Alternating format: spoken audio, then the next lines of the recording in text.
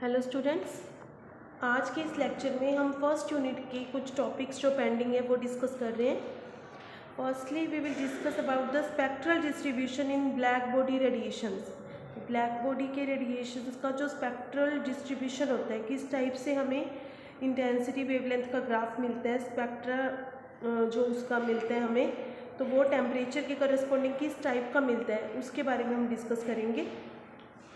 तो देखिए, जो एनर्जी डिस्ट्रीब्यूट होती है रेडिएशंस के अमंग, जो रेडिएशंस ब्लैक बॉडी एमिट करती है डिफरेंट टेम्परेचर पे, इस बारे में ल्यूमर और प्रिंगशिम साइंटिस्ट जो हैं उन्होंने इस बारे में इन्वेस्टिगेट किया था।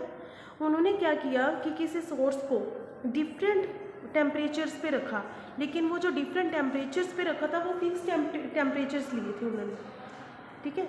और फिर उसकी रेडिएशंस की इंटेंसिटी को डिफरेंट वेवलेंथ्स के करस्पॉन्डिंग मेजर किया। तो उन्होंने क्या सेटअप लिया, कैसे एक्सपेरिमेंट किया और फिर किस टाइप का ग्राफ मिला, वो सारा हम डिस्कस करेंगे इसमें। पहले तो आपको पता होना चाहिए ब्लैक बॉडी होती क्या है। ब्लैक बॉडी एक ऐसी फिजिकल बॉडी होती है जो कि हर टाइप के रेडिएशंस को एब्जॉर्ब कर लेती है, हर वेवलेंथ के रेडिएशंस को एब्जॉर्ब करती है। जो भी उसके ऊपर इंसिडेंट होते हैं, उनकी फ्रीक्वेंसी कुछ भी हो,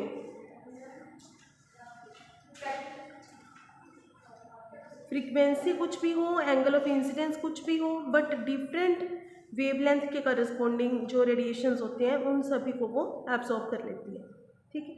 तो इसका अब एक्सपेरिमेंटल सेटअप जो साइंटिस्ट ने लिया था वो देखिए क्या लिया था कि रेडिएशन जो ब्लैक बॉडी से आएंगे वो फर्स्टली स्लिट पे फॉल होंगे। ये जो स्लिट हमें S1 दिख रही है, इस स्लिट पे रेडिएशंस पड़ेंगे।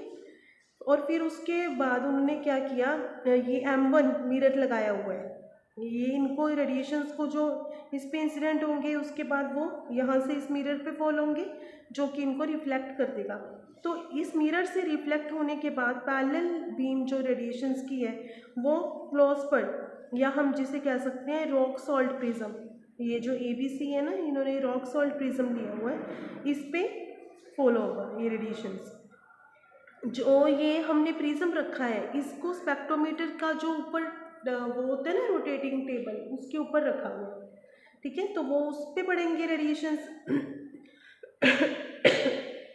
अब जो लाइट यहाँ से इस प्रिज्म से इमर्ज होएगी, मतलब बाहर निकलेगी, वो फिर फर्दर M2 मिरर पे फॉल होगी। ये भी रिफ्लेक्टर है क्योंकि कनकेव मिरर यूज़ किया है यहाँ पे उन्होंने, तो ये फिर से रिफ्लेक्ट करेगा। रिफ्लेक्शन के बाद रेडिएशन जो है वो बोलोमीटर यहाँ पे लगाया हुआ है, इस पे रेडिएशन फॉल होंगे, इधर आएंगे। रिफ्लेक्शन के बाद बोलोमीटर जो है वो एक ऐसा इंस्ट्रूमेंट होता है जो रेडिएशंस को मेजर करता है, ठीक है।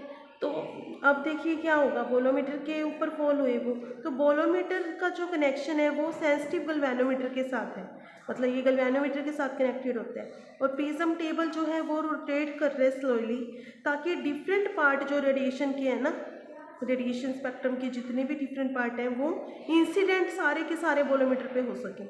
तो उनकी करस्पॉन्डिंग रिफ्लेक्शन जो है वो मेजर कहाँ से होगी, फिर जो बोलोमीटर के साथ गैल्वेनोमीटर कनेक्ट है उससे। फिर उन्होंने क्या किया, ये एक्सपेरिमेंटल सेटअप के बाद कर्व ड्रॉ की इंटेंसिटी और वेवलेंथ के बीच। तो इंटेंसिटी को Y एक्सिस पे लिया और वेवलेंथ को X एक्सिस पे लिया गया। तो डिफरेंट टेम्परेचर्स पे, जैसे 1630 केल्विन, 1780, 2060 केल्विन, इस टाइप से डिफरेंट टेम्परेचर पे डिफरेंट टाइप की कर्व उनको मिली। तो अब कर्व से क्या कंक्लूड किया साइंटिस्ट ने, वो देखिए, जो ब्लैक बॉडी रेडिएशंस की कर्व है ना, उसकी थोड़ी कॉम्प्लेक्स शेप मिली है उनको। उनकी शेप जो है जैसे प्लैंक्स लॉ में एक्सप्लेन की गई थी, तो वो थोड़ी कॉम्प्लेक्स शेप मिली है उनको। रेडिएशन स्पेक्ट्रम जो ब्लैक बॉडी का है उसमें एनर्जी जो है वो यूनिफॉर्मली डिस्ट्रीब्यूट नहीं है, ये भी पता चलता है कि एनर्जी यूनिफॉर्मली डिस्ट्रीब्यूट नहीं है, थोड़ी कॉम्प्लेक्स फॉर्म की शेप मिली। स्पेक्ट्रल कर्व जो है पर्टिकुलर टेम्परेचर पे वो एक हमें पीक शो करती है पर्टिकुलर वेवलेंथ पे। देखो जैसे 2620 केल्विन पे पीक यहाँ मिल रही है, 2340 केल्विन पे पीक यहाँ मिल रही है, तो एक हमें मैक्सिमम वेवलेंथ के करस्पॉन्डिंग पीक शो हो रही है हर टेम्परेचर पे, फिक्स टेम्परेचर पे।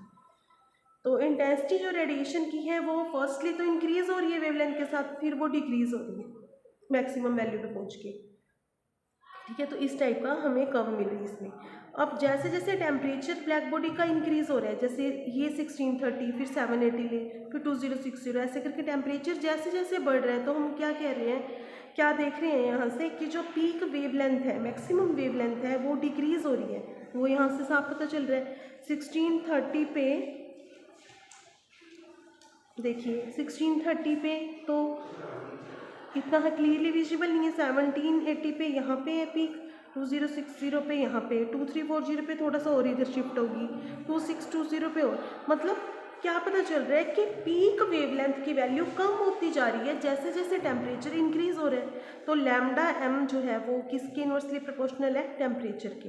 ये वीन्स लॉ होता है। वीन्स लॉ ये कहता है कि मैक्सिमम जो वेवलेंथ है वो एब्सोल्यूट टेम्परेचर के इनवर्सली प्रोपोर्शनल होती है। तो वीन्स लॉ भी यहाँ से प्रूव हो गया। फिर जो टेम्परेचर ब्लैक बॉडी का जैसे जैसे बढ़ रहा है, तो वैसे वैसे एनर्जी एमिशन भी बढ़ता जा रहा है सभी वेवलेंथ्स के लिए।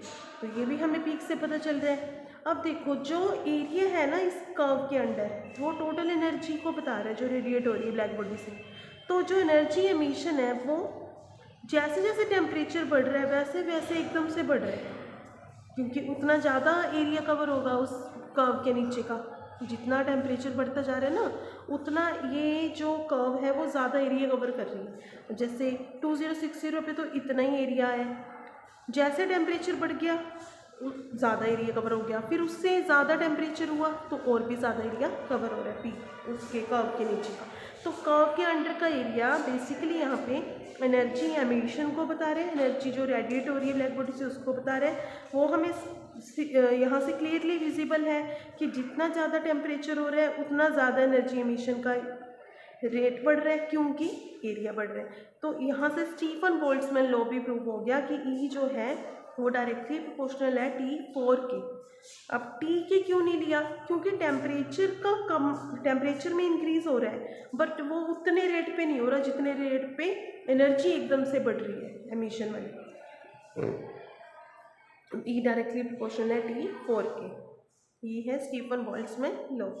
अब इंटेंसिटी जो है, चाहे बहुत लो है शॉर्ट वेवलेंथ के लिए या लॉन्ग वेवलेंथ के लिए, कम वेवलेंथ पे इंटेंसिटी कम है, ज़्यादा वेवलेंथ पे भी कम है।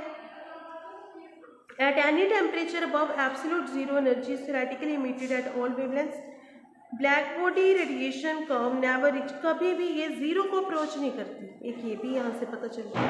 ऐसा नहीं होगा, ऐसा नहीं हो सकता कि बिल्कुल ही एनर्जी एमिट ही ना, ऐसा नहीं हो सकता। तो कर्व से पता के चलते हैं। So that is all about the black body radiation spectral distribution. Thanks.